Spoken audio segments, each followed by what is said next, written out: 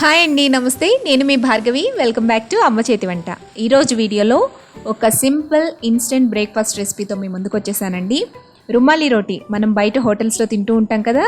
So rumali రోటీని చాలా ఈజీగా సాఫ్ట్గా ఇంట్లో ఎలా తయారు చేసుకోవచ్చు అనేది ఈరోజు వీడియో అండి. రుమాలి రోటీలోకి ఆనియన్ అలాగే నిమ్మకాయని యాడ్ చేసుకుని అందులోకి షేర్వాతో తింటూ ఉంటే చాలా బాగుంటుంది కదా. ఈ వెజ్ షేర్వా అంటే పరాటా షేర్వా రెసిపీని ఆల్రెడీ మన ఛానల్లో అప్లోడ్ చేశానండి. ఒక 3-4 డేస్ బ్యాక్ అప్లోడ్ చేశాను అనమాట. ఆ లింక్ మీకు కావాలి అంటే డిస్క్రిప్షన్ బాక్స్లో ప్రొవైడ్ చేస్తాను, మీరు కావాలంటే చెక్ చేయొచ్చు. బట్ ఈ రెండింటి కాంబినేషన్ మాత్రం సూపర్ ఉంటుందన్నమాట. సో తప్పకుండా ట్రై చేయండి.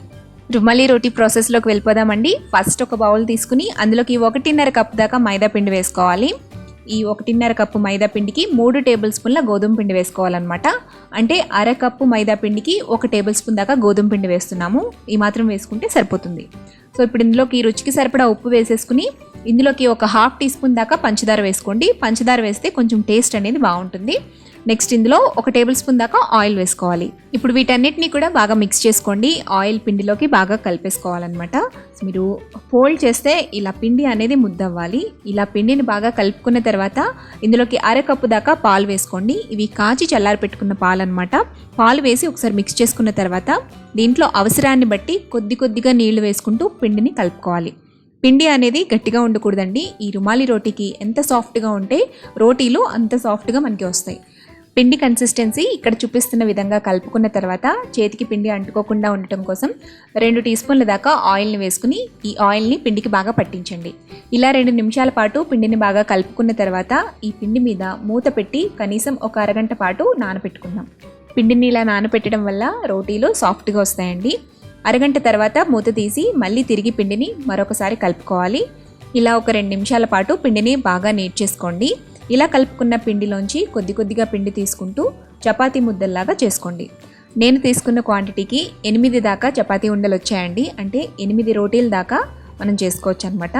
సో దాన్ని బట్టి మీరు క్వాంటిటీ అనేది పెంచుకోవచ్చు. ఇప్పుడు ఒక్కొక్క చపాతీ ముద్దని తీసుకుని మైదా పిండిని చల్లుకుంటూ వీలైనంత పలుచగా ఒత్తుకోవాలండి. ఫస్ట్ మనం చపాతీలాగా ఒత్తేసుకున్న తర్వాత అటు ఇటు కూడా కొంచెం పిండిని అప్లై చేయండి. కింద ఫ్లోర్కి అంటుకోకుండా ఉంటుందన్నమాట. సో ఇలా అప్లై చేసుకున్న తర్వాత మనకి ఎడ్జెస్ అనేవి కొంచెం థిక్గా ఉంటాయి కదా, ఆ ఎడ్జెస్ని కూడా చపాతీ కర్రతో కొంచెం పలుచగా చేసుకోవాలి. ఇలా మనకి ఎంత వీలైతే అంత పలుచగా చపాతీ కర్రతో రోల్ చేసుకున్న తర్వాత చేతిలోకి తీసుకుని అటు ఇటు కూడా తిప్పుతూ ఉండండి. కొంచెం సాగుతుందన్నమాట. మనకి బయట హోటల్స్లో అయితే వాళ్ళు చేత్తోనే ఈజీగా స్ప్రెడ్ చేసేస్తారు.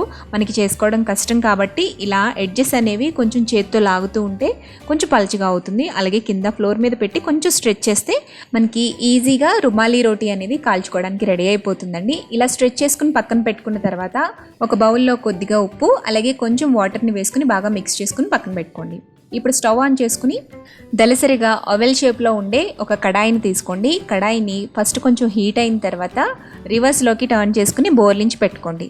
ఈ కడాయి అనేది మరీ ఎక్కువ హీట్ ఉండకూడదు, అలాగని తక్కువ హీట్ ఉండకూడదండి. మీడియం హీట్లో కొంచెం బాగా హీట్ అయి ఉండాలన్నమాట.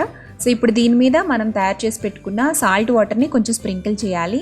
ఈ వాటర్ వేయటం వల్ల రుమాలి రోటీ అనేది ప్యాన్కి అంటుకుపోకుండా నాన్ స్టిక్కీగా పనిచేస్తుంది అనమాట. మనం తీసుకునే కడాయి అనేది అడుగు మందంగా ఉండేటట్టు చూసుకోండి, లేదంటే రుమాలి రోటీ మాడిపోయే ఛాన్స్ ఉంటుంది. సో మనం తయారు చేసుకున్న ఈ రుమాలి రోటీని స్లోగా ఈ పెనం పైన ఈవెన్గా స్ప్రెడ్ చేయండి. మీడియం ఫ్లేమ్లో పెట్టి రుమాలి రోటీని బాగా కాల్చుకోండి.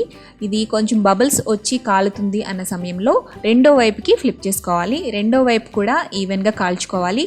మనం తిప్పుకోవడానికి చేయి కాలుతుంది కాబట్టి ఒక క్లాత్ తీసుకుని లైట్గా తడుపుకుని బాగా పిండేసి ఆ క్లాత్తో ఒత్తుకుంటూ ఈవెన్గా తిప్పుకుంటూ కాల్చుకోవాలన్నమాట. రుమాలి రోటీస్ని మనం చాలా ఫాస్ట్గా కాల్చేయాలండి. అంటే మనం తక్కువ హీట్లో పెట్టి ఎక్కువసేపు కాల్చకుండా కొంచెం మీడియం టు హై ఫ్లేమ్లో పెట్టుకుని అటు ఇటు కూడా ఫాస్ట్గా తిప్పుతూ కాలిస్తే రుమాలి రోటీలు గట్టిపడిపోకుండా ఉంటాయి. ఇలా ఈవెన్గా అటు ఇటు కూడా చక్కగా సాఫ్ట్గా కాల్చుకున్న తర్వాత ఫోల్డ్ చేసుకుని క్లాత్ వేసుకున్న హాట్ బాక్స్లోకి ట్రాన్స్ఫర్ చేసుకుని ఎయిర్ టైట్గా మూత పెట్టేస్తే మీకు ఈ రోటీస్ అనేవి ఎక్కువసేపు సాఫ్ట్గా ఉంటాయన్నమాట. ఈ రుమాలి రోటీస్ చేసుకునేటప్పుడు ఇద్దరు ఉంటే బాగుంటుందండి. ఒకళ్ళు ఒత్తడానికి ఒకళ్ళు కాల్చడానికి ఉంటే ఈజీగా అయిపోతుంది. లేదంటే మనం ఒక రోటీ కాల్చుకున్న తర్వాత మంటని లో ఫ్లేమ్లోకి టర్న్ చేసుకుని ఈలోపు రోటీని ఒత్తేసుకుని మళ్ళీ తర్వాత మీడియం టు హై ఫ్లేమ్లో మంటని అడ్జస్ట్ చేసుకుని రోటీని కాల్చుకోవచ్చు. సో రుమాలి రోటీని తయారు చేసుకోవడం చాలా ఈజీ కదా. దీనికి కాంబినేషన్గా పరాటా గ్రేవీని కూడా తప్పకుండా ట్రై చేయండి. ఈ రెండు కాంబినేషన్లు చాలా బాగుంటాయి. మీరు ట్రై చేసిన తర్వాత మీకు ఎలా వచ్చింది అనేది నాకు కామెంట్ చేయండి.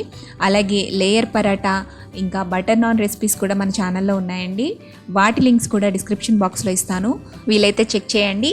ఈ వీడియో కనుక మీకు నచ్చినట్లయితే తప్పకుండా లైక్ చేసి మీ ఫ్రెండ్స్తో రిలేటివ్స్తో షేర్ చేయండి. మరిన్ని టేస్టీ సింపుల్ క్విక్ రెసిపీస్ కోసం అమ్మ చేతి వంట ఛానల్ని సబ్స్క్రైబ్ చేసుకోండి.